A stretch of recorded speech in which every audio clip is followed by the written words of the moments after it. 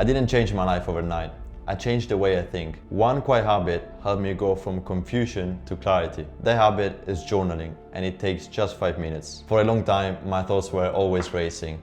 I felt busy but not clear. Journaling didn't magically fix my problems. It gave my mind a place to slow down and organize itself. Now, I know there are so many videos online about journaling. This isn't one from an expert or from a psychologist. This is the video I needed when I was younger. This is me talking to myself from 5 years ago. Confused, overthinking, and looking for clarity. By the end of this video, you will learn everything there is to know about journaling, the way I actually use it, from the perspective of a 19-year-old student who has started exactly 650 days ago and never stopped since then. Okay, so let's now dive into what journaling really is for the people that might have never heard of it. Journaling is the practice of regularly writing down your thoughts, feelings, emotions, or reflections in a private space, such as a notebook or a digital file. So it is actually much easier than you think. And if you ask me, the most beautiful part about journaling is that there's no right way to do it. It's personal. So what works for me might not work for you. And that's exactly the point. Most people don't start because they think it has to look a certain way, but it doesn't. Okay, so now that we have explained what journaling is, let's move on to the real benefits of doing it. So why am I making this video? Why am I telling you this? Why do I want you to start journaling? First of all, mental clarity. Writing down thoughts at the end of the day helps me see what mattered from what didn't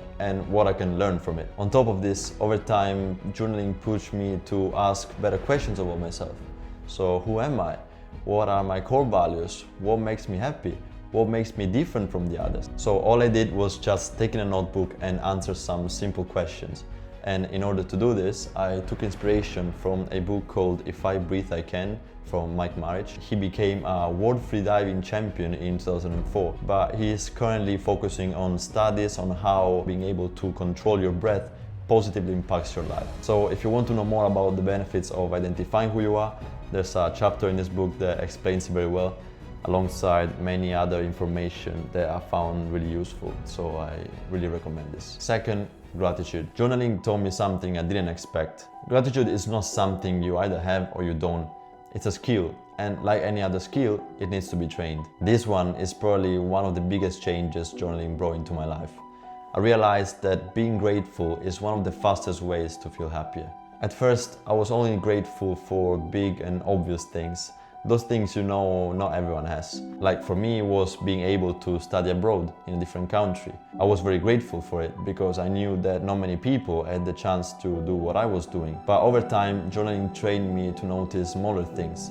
I'm talking about very simple things such as being healthy, having a caring family, or even being alive. We often give these things for granted, but trust me, they're not. Then among all the other benefits, there is better decisions because you know that when you see your options on paper, it's easier to choose. You can write pros and cons. Also, you have visible progress because you can track wins, you can track habits, you can track mistakes. And finally, if you journal before sleeping, as I do it, it improves your sleep quality by a lot because you avoid looking at the screen before going to sleep. And this is very important. You know, I realized something after I started journaling. Most of the time, we're not stressed because life is hard or because we're struggling to make decisions. We're stressed because everything stays in our head. Thoughts, worries, ideas, doubts, all mixed together. Writing things down doesn't solve your problems. It separates what matters from what doesn't. And I can say from experience, this alone changes how you feel. So now that we've talked about all the theory, so what is journaling and what are the benefits, let's move on to the practical part, so how to actually journal. I will show you exactly my method step by step in order for you to take inspiration from, but I will also show you how to start simple and make it a habit. Remember, it's not about doing it right, it's about doing it consistently. Right now, I'm really speaking to myself from the past because when I started, I had no structure at all. I was just writing things down and I had no idea what I was doing. So there are only two things you have to decide before starting journaling. First, the tool. Paper or digital. Personally, I prefer writing on paper, but it really depends on you. It's really up to you what you use. Second, a fixed time. It can be the morning, it can be the evening, it can be after you have lunch. It's really up to you. But what is important is that you choose the moment that fits your life, the moment that works best for you, and you stick to it. Remember, 5 minutes is enough. There's no need to take a lot of time to do it. And it can change. For example, some days I write more, some days I write less. It really depends on how full my mind is at the moment. Now let me show you my current structure. So how I actually journal at the moment after almost 2 years since I first started. First of all, I write down 3 positive things that happened today. For this, I took inspiration from the book called The Happiness Advantage. By the way, one of the best books I've ever read in my life. The author of this book, Sean Acker, says that when you write down a list of 3 good things that happened during the day, your brain will be forced to scan the last 24 hours for potential positives. This trains the brain to become more skilled at noticing and focusing on possibilities for personal and professional growth. I have been doing this for over a year and I can say this was a game changer. Then I write down at least one thing I'm grateful for. This can be anything. Just think about your current situation in life and think about something that you have that many other people would like to have. You can be grateful for having a caring family. You can be grateful for your friends. Or you can be grateful for just being alive. I mean, the chance of you being alive is the same as flipping a coin and having it land on heads 45,000 times in a row without ever missing. So I think we should be grateful for that. And lastly, I write down some free thoughts. This can be anything. Maybe how my day went, what happened during the day, if there's something that's bothering me, if there's something that I achieved during the day. It can be anything, just free thoughts. Now, you see me telling you all these things, all this fancy structure that I use, but when I first started, I had no structure at all. I was just writing down everything that was in my head.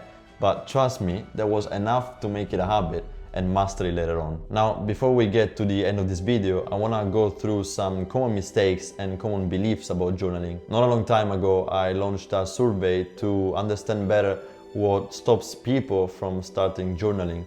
And this is what I found out. First of all, a lack of time. Most people think journaling takes time. That's why they never start. But journaling doesn't take time. It gives time back. Some days I write for 5 minutes, other days I only write 1 sentence. Because the point isn't how much you write, the point is not carrying everything in your head all day. Second common mistake is perfectionism. Many people say, I don't know how to start. Well, just start. Just write badly, but write. Make it a habit. Start by writing 1 line, then 2, then write for 2 minutes, and over time it will become a habit and you will stick to it. And the last common mistake, and probably the most important, is not having a system. Most people only journal when they feel inspired, when they feel motivated. And although that might be a good strategy for some, what I suggest is building a system that makes journaling a non-negotiable part of your days. Building systems works the same way as an Excel formula. And by the way, there's no Excel knowledge required. What I mean is to create something that works like this. If something happens, then I do this. It can be, for example, when I finish drinking my morning coffee, then I start journaling. For me, it is when I finish planning the next day, then I start journaling. So what I want you to do is think about something you do every day. A moment of your day that you always repeat without even thinking about it. For example, having dinner, or putting your phone on charge before going to sleep, and place journaling after one of these actions. This way, journaling will not become something you do only when you feel motivated, when you feel inspired, but it will become automatic because you know that when you finish doing something, then you start journaling. And this way, trust me, journaling will become a habit much quicker. Now, if there's one thing I want you to take from this video, it's this. Journaling isn't about fixing your life, it's about understanding it. At the end of the day, all we have is ourselves. Even though we have family and friends around us, when everything quiets down, it's our thoughts that keep us company. If you want to start today, I've left a free PDF in the description with sample prompts you can use right away. And if you're feeling confused, that's okay. Remember, there's no right way to journal, and that's the beauty of it, because it's not about doing it right, it's about doing it consistently. That's all for today. Remember to give your mind some space.